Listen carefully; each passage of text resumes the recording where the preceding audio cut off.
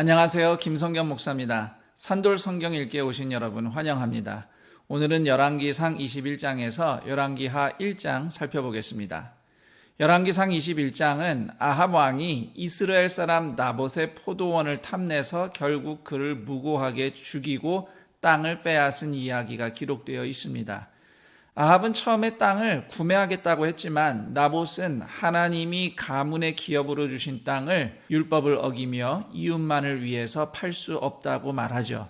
이에 왕비 이세벨이 나서서 율법을 이용해서 이스라엘 장로들과 작당을 하고 나봇에게 신성모독죄를 씌워서 죽입니다. 그리고 아합은 나봇의 포도원을 차지합니다. 여기서 드러나는 아합과 이스라엘의 죄는 하나님을 믿지도 않으면서 율법을 얼마든지 이용해서 무고한 사람을 죄인 만들어서 자기 이득을 챙기는 죄입니다. 하나님은 그런 아합에게 엘리야를 보내셔서 아합 왕가와 이세벨의 종말을 선언하십니다. 성경은 25절 26절에서 아합처럼 악한 왕이 없었다. 가나안 아모리 족속처럼 가증한 일을 행했다. 이렇게 총평하고 있는데요.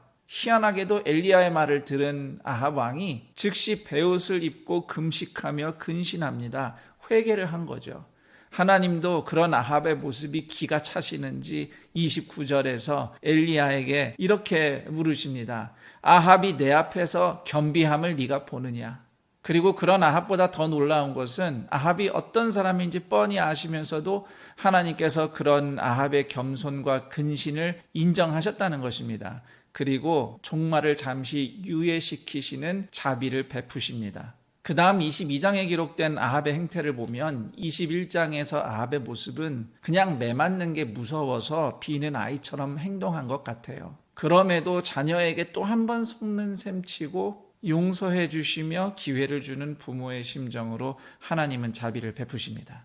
22장은 이스라엘과 유다가 함께 아람과 싸우다 패배하고 아합 왕이 전사한 이야기입니다. 아람이 이스라엘을 2번 공격했다 실패한 후 3년간은 전쟁이 없었다가 이젠 오히려 이스라엘이 아람을 공격할 계획을 세웁니다. 그동안 아람에게 주도권을 빼앗겼던 길르앗 라못을 회복하고자 함이었죠. 그렇게 되면 요단 동편을 이스라엘이 확실히 장악할 수 있었던 겁니다. 이때 유다왕 여호사밧도 아합을 도와 함께 싸우는데요. 그 당시 북이스라엘과 남유다는 서로 우호적이었어요.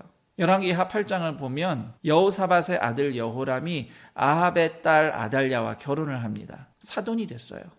당시 사람 눈에는 이스라엘과 유다 연합군에게 승산이 있는 것 같았지만 하나님은 이미 그 전쟁에서 아합을 심판하실 참이었습니다. 아합은 혹시나 해서 왕복을 벗고 일반 병사처럼 위장한 채 전장터에 나섰지만 아람 병사가 무심코 쏜 화살에 맞아서 결국은 죽고 맙니다. 이 전투 이야기에서 흥미로운 부분 몇 가지만 살펴보겠습니다. 우선 하나는 전쟁을 앞두고 왕들에게 예언한 선지자들의 수가 400명이라는 사실이에요. 아합은 애당초 하나님의 뜻을 물을 생각은 없었는데 유다왕 여호사밧이 하도 주장해서 어쨌든 선지자들을 불러 모아봤더니 400명이라는 거예요. 그런데 열왕기상 18장에서 아합의 바알 선지자들이 400명이었거든요. 숫자가 묘하게 겹칩니다. 결국 이 선지자들이 왕의 비위에 맞춰서 듣기 좋은 축복만 한 것을 봤을 때 당시 선지자들이 여호와의 이름으로 예언은 했지만 사실상 바알 선지자 수준이나 다름없었던 거죠. 그래서 6절은 그때 모인 선지자들이 400명이라고 밝힘으로써 당시 선지자들과 바알 선지자 400명이 겹치게 보이도록 하고 있는 겁니다. 그리고 두 번째로 당시 아합 왕의 태도가 불순종하는 악인의 전형적인 모습이에요. 그는 왕을 위한 축복보다도 부정적으로 지적만 하는 미가야 선지자를 싫어했지만 또 한편으로는 그 사람이 진짜 하나님의 뜻을 말하는 선지자일 것이라는 막연한 믿음도 있습니다. 심지어 미가야가 처음에는 왕 듣기 좋은 소리만 하니까 그러지 말고 진짜 예언을 하라고 종용하죠. 그리고 막상 미가야가 아합이 듣기 싫은 진짜 하나님의 말씀을 전하니까 화를 내면서 듣질 않습니다. 그러나 아합은 미가야의 예언을 무시할 수 없어서 왕이 아닌 척 병사처럼 위장하고 전쟁에 나섰어요. 이것이 성경이 그리는 이스라엘 최악의 왕의 모습입니다. 무엇이 하나님의 말씀인지 알긴 아는데 막상 들어도 따를 생각이 없어요. 앞서 21장에서 아합이 보여준 회개나 겸손은 그의 구원이나 변화된 삶을 의미하진 않은 겁니다. 아합은 하나님을 예배한 사람이 아니라 자기 욕망을 위해서 하나님을 이용한 사람이에요. 즉 여호와 하나님을 바알 숭배하듯이 대한 사람이죠. 그것이 성경이 보여주는 이스라엘 최악의 왕입니다. 한 가지 더, 하나님께서 속게 만든 선지자들을 22절은 그의 모든 선지자들이라고 묘사해요.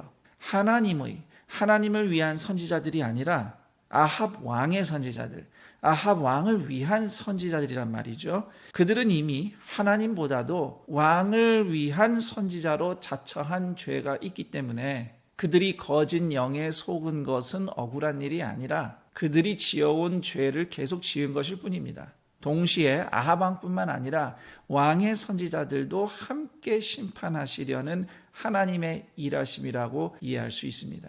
그리고 41절에서 50절은 유다왕 여호사밧에 대한 이야기인데요. 43절은 그가 선왕 아사왕처럼 여호와 앞에서 정직하게 행했지만 산당을 패하지 않은 것은 부족했다고 총평합니다. 49절은 여호사밧이 북이스라엘 왕 아하시아가 제안한 공동사업을 거절했다 이렇게 말하고 있는데, 이는 여호사밧이 아합과 어울렸다가 낭패를 당한 이후 확실한 교훈을 얻었음을 보여줍니다.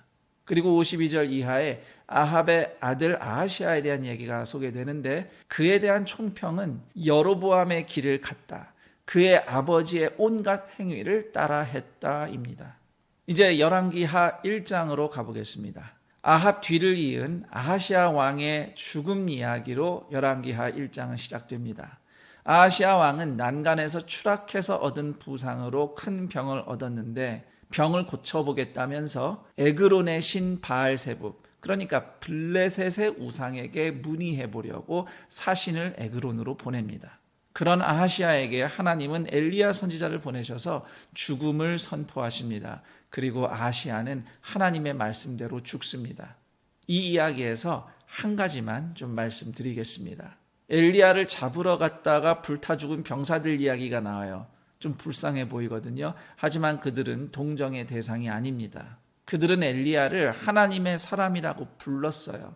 엘리야가 누군지를 알았습니다. 그럼에도 왕명을 수행한 것은 그들이 아하시아 편에 섰다는 것입니다. 반면 마지막으로 엘리야를 찾아온 50부장은 엘리야 선지자 앞에 무릎을 꿇고 간청했죠.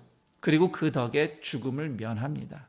하나님은 하나님을 경외하는 자에게 자비를 베푸십니다. 그리고 하나님을 경외하는 태도는 하나님의 권위로 직분이 부여된 사람을 향한 존중으로 이어집니다. 자, 여기까지 열왕기상 21장에서 열왕기하 1장까지의 내용 살펴봤습니다. 그럼 전 여기서 인사드리고 내일 그 다음 내용과 함께 여러분 다시 찾아뵙겠습니다. 감사합니다.